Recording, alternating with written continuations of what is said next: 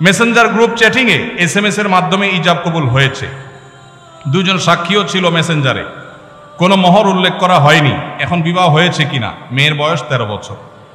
আজকাল আমাদের অনেক যুবকরা আল্লাহর শরীয়তের সাথে তামাশা করে। তামাশা, এগুলো আল্লাহর শরীয়তের সাথে কি তামাশা?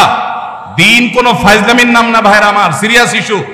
অনেকে আল্লাহকে সাক্ষী রেখে বিয়ে করে। এটা হলো অতি ভালো সাজা। অতি ভালো সাজা তো চোরের আলামত।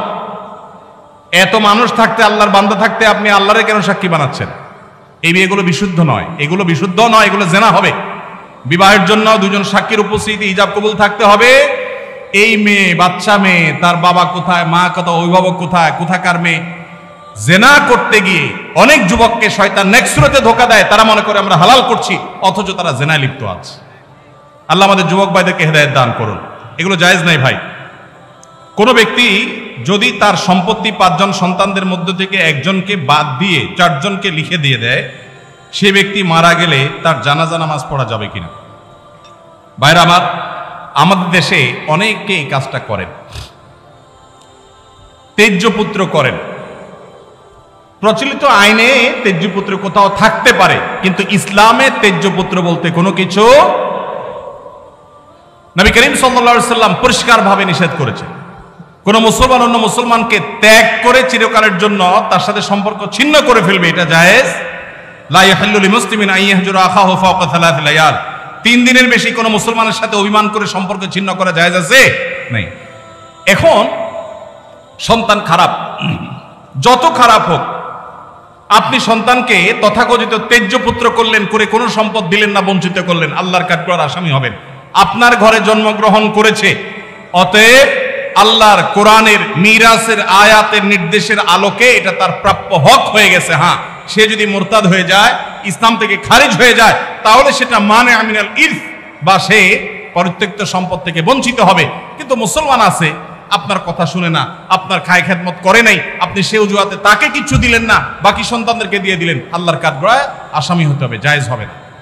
এখন এইটা যদি কোনো লোক করে, জীবদ্দশা দিতে চায়, তাহলে সমান হারে দিতে হবে। এক সাহাবী নবীজিকে এসে বলছেন, ইয়া রাসূলুল্লাহ, আমার সন্তানকে অমুক ছেলেকে আমি এটা দিয়েছি। নবী সাল্লাল্লাহু আলাইহি ওয়াসাল্লাম বলেছেন, বাকি সবাইকে দিয়েছো? বলেন না, দেই নাই।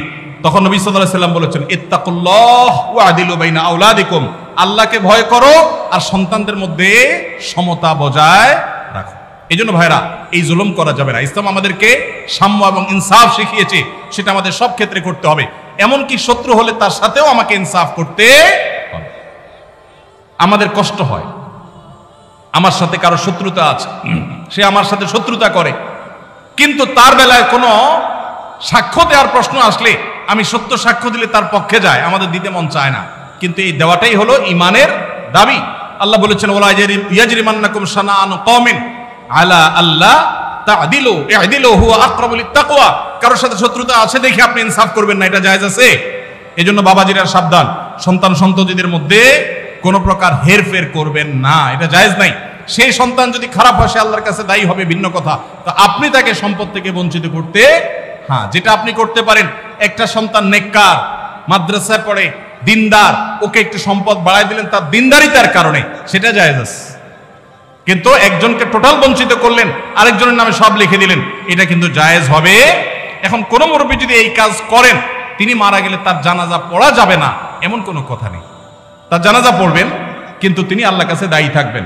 সন্তানদের কর্তব্য হলো, বাবা যাকে বঞ্চিত করছে আমাদের ভাগ থেকে তাকে দিয়ে আমরা ব্যালেন্স করে ফেলবো, তাহলে আশা করা যায়